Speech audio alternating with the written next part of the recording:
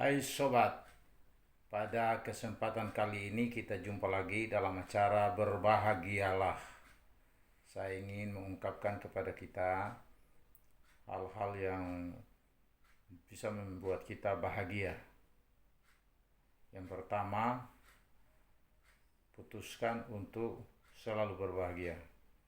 Apapun pergumulan dalam hidup ini yang kita hadapi, jangan sampai semua itu akan membuat kita kehilangan kebahagiaan. Mari kita putuskan untuk selalu tetap bahagia. Mengapa demikian? Karena ada jaminan yang kita peroleh dari firman Tuhan.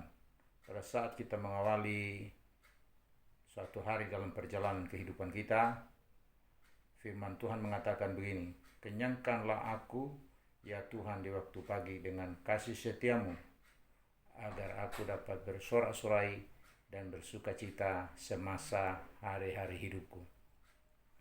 Jadi apapun pergumulan dalam hidup kita tetap bisa berbahagia. Yang penting kita putuskan untuk tetap berbahagia apapun situasinya. Yang kedua, firman Tuhan mengatakan begini, berbahagialah orang yang tidak berjalan menurut nasihat orang fasik. Jangan biarkan nasihat-nasihat yang fasik menguasai pikiran kita, menguasai hati kita. Kalau kita membiarkan nasihat-nasihat yang fasik itu dan kita jadikan itu sebagai dasar dalam membangun kehidupan ini, maka kita akan kehilangan kebahagiaan. Oleh karena itu, untuk kita berbahagia, mari kita buang semua nasihat-nasihat fasik. Jangan jadikan itu sebagai suatu dasar dalam membangun kehidupan kita. Kemudian yang berikutnya itu, kita berbahagia kalau kita tidak berdiri di jalan orang berdosa. Jalan orang berdosa itu selalu membawa kita ke dalam kehidupan yang tidak bahagia. Oleh karena itu, untuk menjadi bahagia, kita harus menjauhkan diri dari jalan-jalan orang berdosa. Dan yang berikutnya adalah kita berbahagia kalau kita tidak duduk dalam kumpulan pencemooh. Banyak sekali pencemooh yang bisa memberikan hal-hal yang negatif yang membuat kita kehilangan kebahagiaan.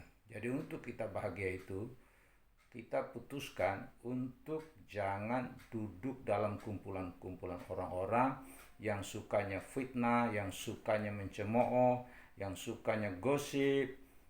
Semua kita hindari supaya kita dapat menikmati kebahagiaan, karena kebahagiaan itu hanya bisa kita miliki dalam hidup kita kalau kita tidak duduk dalam kumpulan pencemooh.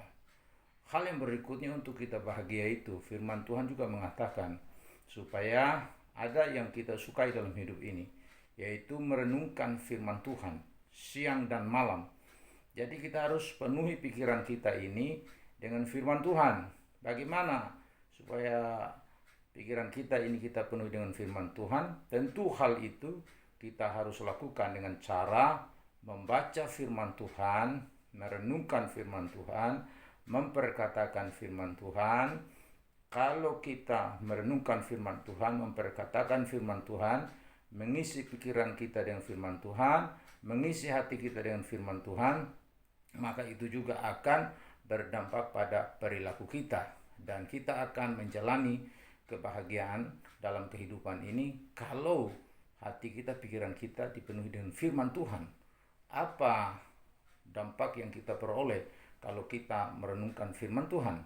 Alkitab berkata, kita akan menjadi seperti pohon yang ditanam di tepi aliran air, yang menghasilkan buahnya pada musimnya.